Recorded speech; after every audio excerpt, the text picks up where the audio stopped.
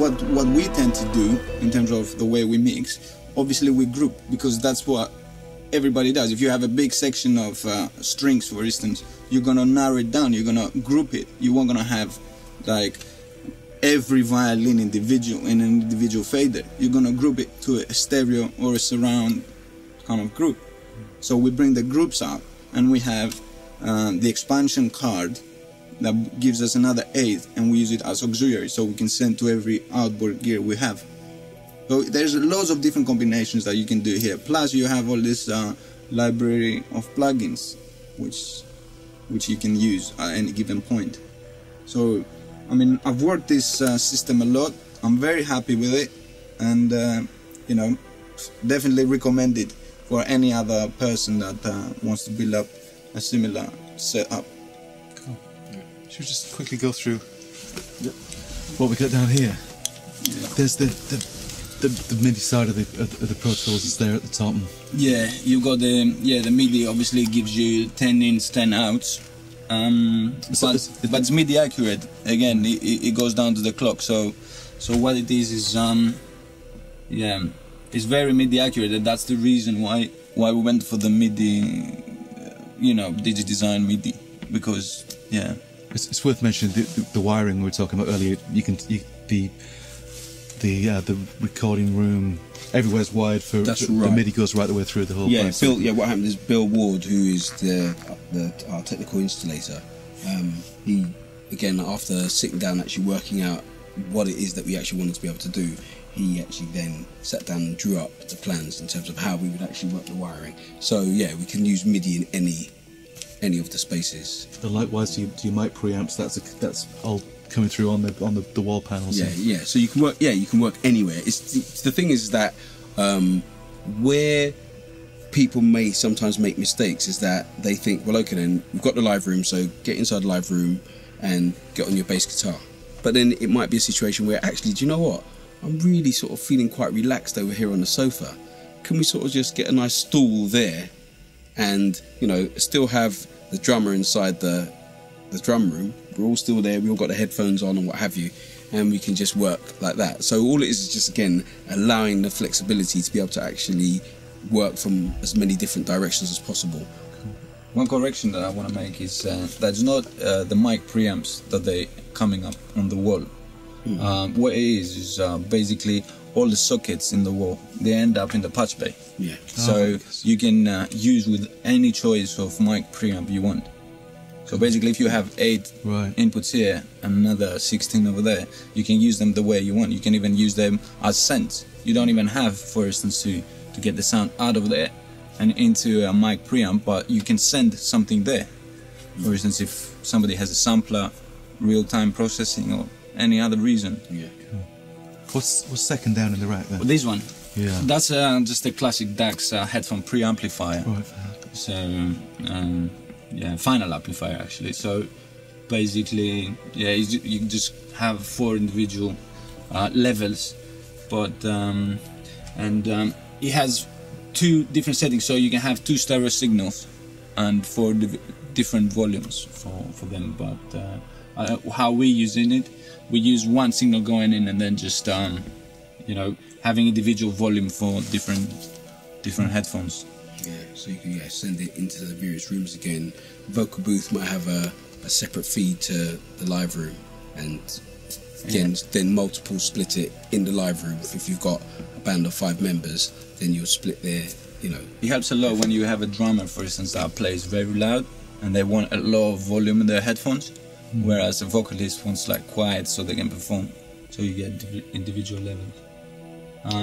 Further down the line, obviously we have the classic mic pre 1073, which is made hundreds and hundreds of platinum albums. A lot of critics they've said like you only need that, the Neumann U87, and just you've got the best vocals. Yeah, probably an 1176 later on just to compress a bit, you know, very easily. And again, the 1176.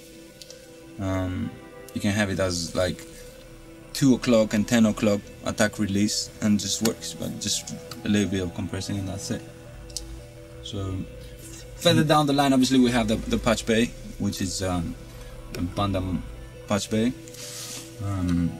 Again, very efficient way of networking your studio, and especially these patch bays are very advanced, and I have to say quite expensive as well in terms of the price, because you can get like various patch bays starting from 30 quid, but the price of these patch bays are like enormous comparing to this kind of.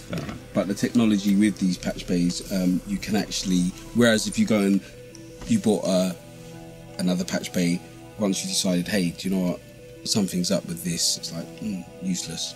These ones here, you could remove the actual the sections. Are they in 8s? Yeah, they're in sort of like blocks of 8. You can actually move, so you can literally customize the patch bay. You can take these ones out if you know something's not wrong with it, and putting a new lot. So in terms of what we have here and our working relationship with Bill Ward, we're able to have these and keep them indefinitely. Yeah, in terms of the DAT machine a little bit further down, is just to serve the popular formats, the industry standard formats, in case somebody wants the master on a DAT, or they bring a DAT in to be remastered. Or do you still feel that people still like to take away a DAT tape at the end of the day, or? Not really. I don't find it often, but what happens is a lot of people, they have DATs, old recordings in DATs, so they might have one song in a DAT with another song that they just mixed, and then when they master it, they want to put it in the same album. Right. So you need to have a DAT player or recorder. Yeah.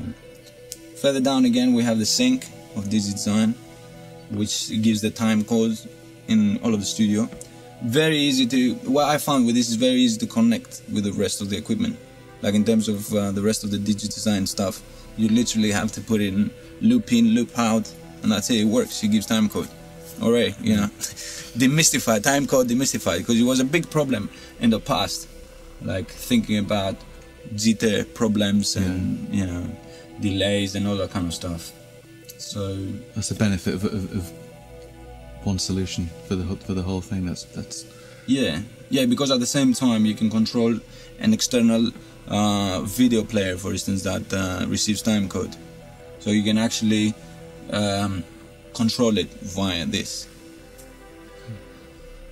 Further down there, canapus or canapus, or yeah, it doesn't really matter, but again, it's kind of a backbone equipment of our setup, because what this jewel does there is basically a codec to translate the video output of Pro Tools, which it comes out of your FireWire on the Mac.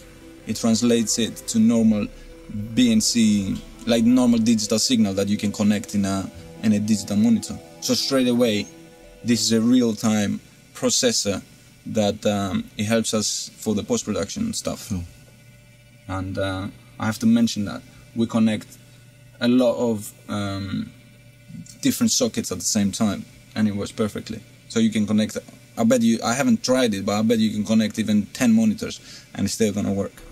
So what's the mic that's in there right now? That's hanging there. Yeah, it's a classic U87, basically industry standard, and it's industry standard for voiceovers as well. Like in terms, obviously for vocalists, it's a great mic. I don't even have to explain, you know, how many records they've been using U87, and at the same time, for the post-production, it's been an industry standard for the intimate sound that it has and the close proximity effect that it creates.